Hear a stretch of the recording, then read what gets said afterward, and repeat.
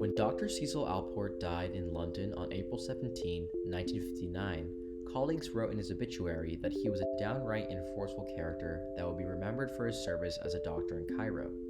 Neither he nor his colleagues knew it at the time, but his observance of a family with 3 children that were deaf, had blood and protein in their urine, and high blood pressure would immortalize Dr. Alport far beyond what his character and service could.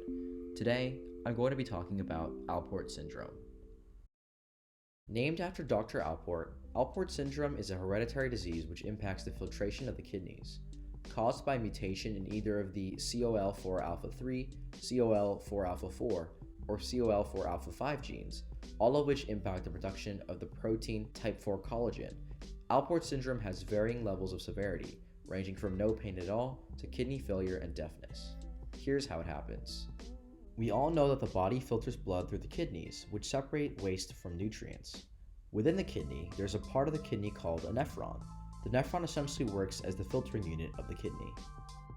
The glomerulus, which is a small ball of blood capillaries, is the actual filter within the nephron filtering unit.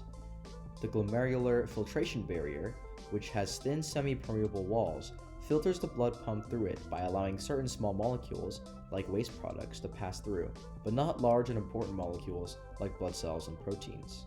The glomerular basement membrane, which covers the glomerular filtration barrier, is made of trimers, which are just 3 type 4 collagen chains put together. They support the glomerular filtration barrier and help it maintain its semi-permeability. When a mutation occurs in any of the COL4 alpha 3, COL4 alpha 4, or COL4 alpha 5 genes, it causes abnormalities in the type 4 collagen the gene produces. These abnormalities can impact the folding of the trimers that form, which make up the glomerular basement membrane. The misfolding of these trimers weaken the structural integrity of the glomerular basement membrane, which in turn impacts the semi-permeability of the filtration barrier.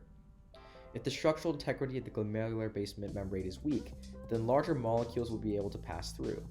This is why people who have Alport syndrome frequently have hematuria and proteinuria, or blood and proteins in the urine respectively, as the weak glomerular basement allows these particles to pass. In severe cases of Alport syndrome, the kidneys fail due to the gradual weakening of the basement membrane from the constant production of abnormal type 4 collagen. When it comes to patterns of inheritance, there are 3 main genetic types of Alport syndrome.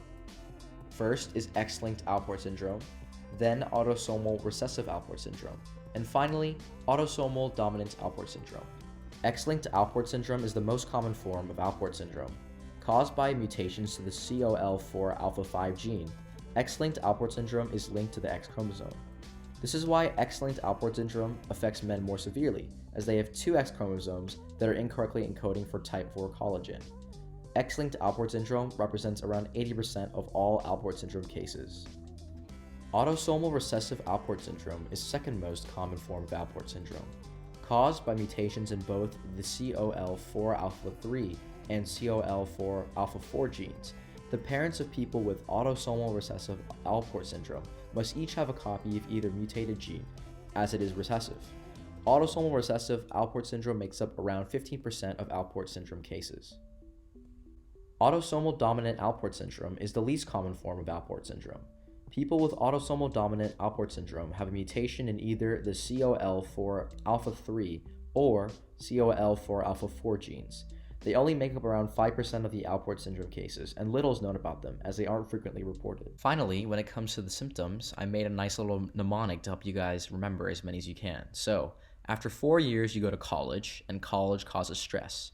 Things like batting practice in university, kids, and dances. Now let me explain.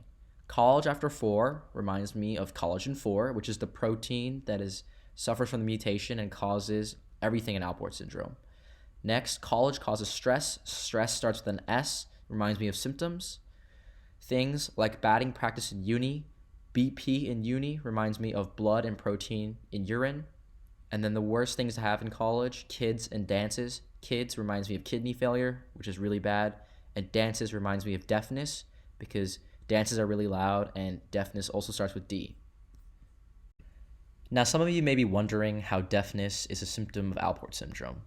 Well, actually, because collagen 4 is an important component in the auditory nerve system, people with Alport syndrome who have defections in their collagen 4 also suffer abnormal ear function because of these wacky collagen 4s that their genes are creating. But I've also put up some additional statistics if you guys want to pause and look. Otherwise, I hope you guys enjoyed my presentation, and good luck to the rest of you.